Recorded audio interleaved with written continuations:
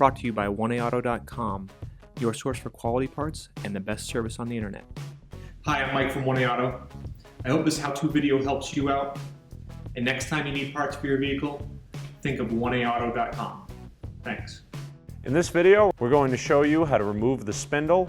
If you like this video, please click subscribe. We have a ton more information on this car as well as many other makes and models. You can follow the link down in the description over to oneaauto.com. Here are the items you'll need for this repair.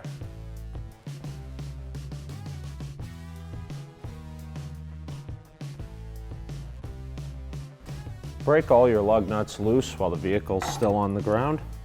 Going to need a 21mm socket and a breaker bar.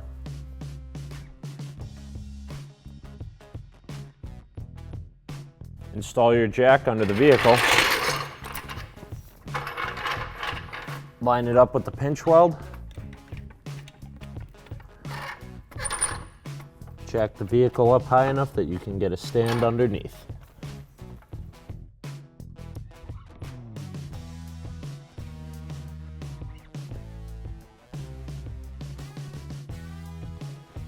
Making sure you have enough clearance to remove your tire or do whatever you have to do under the vehicle.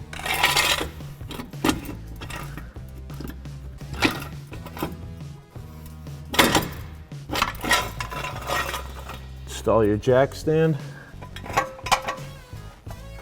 onto this unibody frame rail under the vehicle. With the vehicle raised and supported, remove your lug nuts the rest of the way.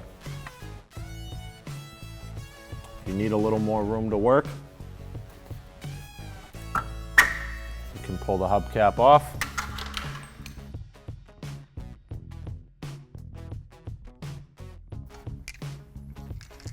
Remove your wheel from the hub. We're going to bring the vehicle up on a lift to make it easier to show you what we're doing, but this can easily be removed at home on a jack and jack stands. Remove the cotter pin from the end of the CV axle. You have to straighten it out. Grab the end and work it out of the axle. Remove the lock cap. Insert a pry bar between the wheel studs. I'm bracing mine against the lift, but you can brace yours against the ground on a jack and jack stands. We're going to use a 30mm axle socket and a cheater pipe on our breaker bar to break the axle nut loose.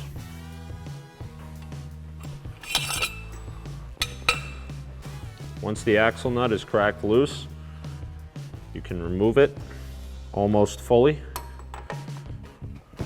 We'll leave our pry bar there for when it gets a little tight on the threads to make sure that it doesn't spin. Place a punch in the center hole of the axle and tap it to release it from the splines. Remove the 12mm bolt securing the brake line and ABS sensor wire in with a 12mm socket ratchet and extension. Remove the hose and the ABS sensor from the retainer. Remove the two 17mm caliper bracket bolts with a socket and ratchet. Be sure to break both bolts loose before removing either one fully, otherwise the bracket has a tendency to move and become more difficult to get out of the vehicle. Once both bolts are removed, we'll remove the brake caliper and carrier assembly from the rotor, and using a bungee cord, mechanics wire, zip tie, or whatever you have that's strong enough to secure this, we'll hang it up out of our way. Remove the brake rotor from the hub. Remove the cotter pin in the castle nut for our tie rod end. Simply straighten it out here with a pair of needle nose pliers. Get it as straight as you can. Grab the other side, work it out. Using a 19mm socket and ratchet, we'll remove the nut for the tie rod end. We're going to hit the spindle just below the joint with a hammer to release the tie rod from the spindle.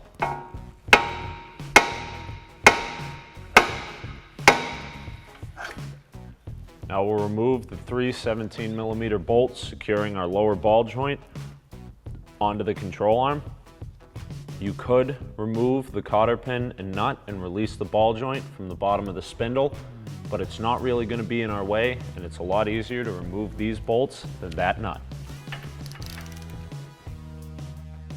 Now we'll use a small pry bar to pry up on the ball joint and down on the control arm and release. Using a 10mm socket and ratchet, remove the bolt for the wheel speed sensor. Make sure you feel this one out when you're removing it, because these do tend to get a little stuck and you don't want to break it off in the spindle, so use penetrating oil if necessary.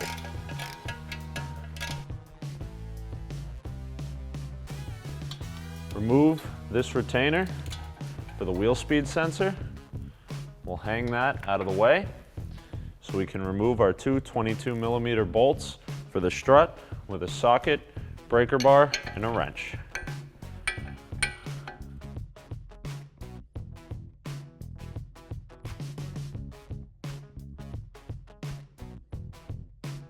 When removing the last bolt, be sure to support the spindle, because this is the last thing we have holding it into the car. We can now remove our spindle with our wheel bearing and hub assembly from the car. Reinstall the spindle into the strut.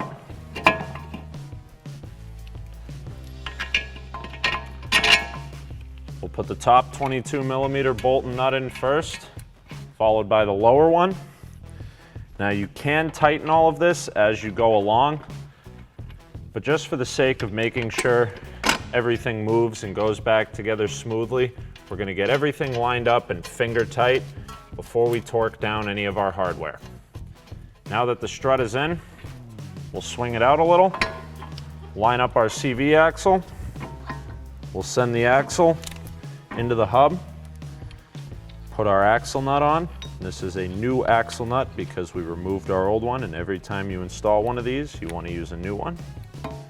Just to hold that in place for now. So we've put a pry bar into one of the slots in the lower control arm, so we can pull down, push it in, line up our lower ball joint back into its slots in the control arm.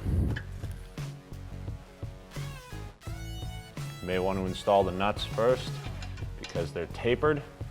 They'll help draw it into place.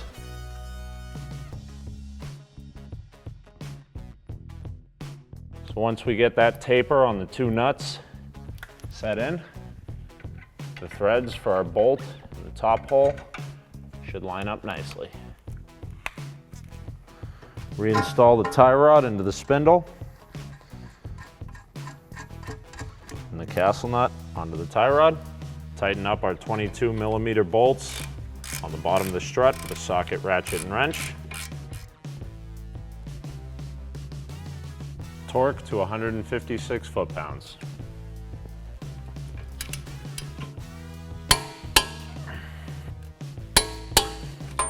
Tighten the tie rod nut with a 19mm socket and ratchet. Torque to 36 foot-pounds. Install your cotter pin.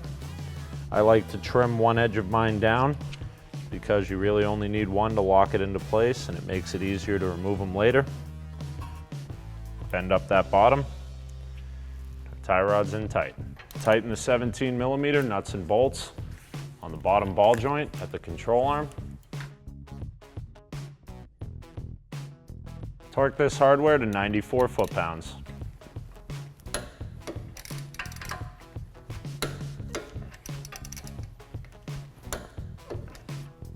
Reinstall the speed sensor into the spindle, as well as the 10mm bolt. We'll tighten that down with a socket and ratchet.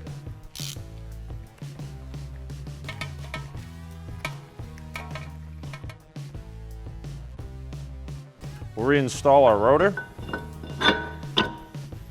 Now, one trick, especially where we just replaced our axle, so we have our old axle nut. It's a really cool trick, makes it really easy to reinstall the caliper and bracket as an assembly when you haven't removed your brake pads. Go ahead and put that axle nut over the wheel stud closest to the brakes.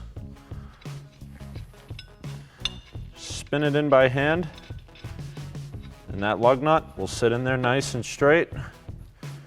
Now your rotor is on straight and tight, so our pads will slide right over and we won't have to worry about gravity kicking it out at the bottom. Remove your brake calipers from whatever you use to secure it. Make sure the flex hose isn't twisted. We'll slide it back over the rotor. See how it goes on nice and easy there when that rotor's held on straight. And we'll line up and reinstall our two 17mm bolts at the back. Tighten the caliper bracket bolts down with a socket and ratchet. Torque these bolts to 79 foot-pounds.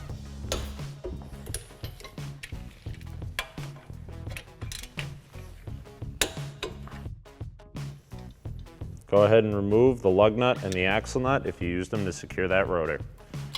Reinstall the ABS sensor retainers, both here at the strut, on the side, followed by the flex hose and your 12mm bolt.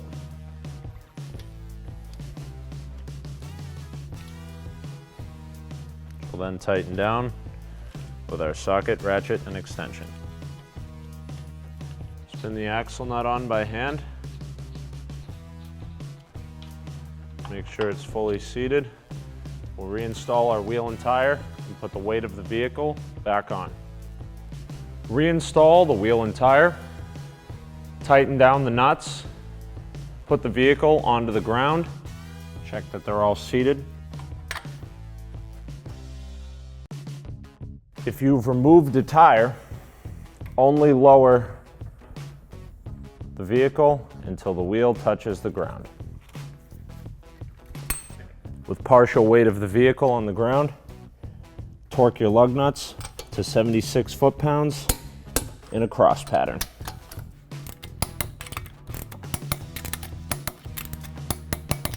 Then you can remove your jack the rest of the way. Torque the axle nut to 217 foot-pounds. Reinstall the lock cap. Make sure that it lines up in a way that we can put our cotter pin through. Always use a new cotter pin. Bend the ears up and over the axle.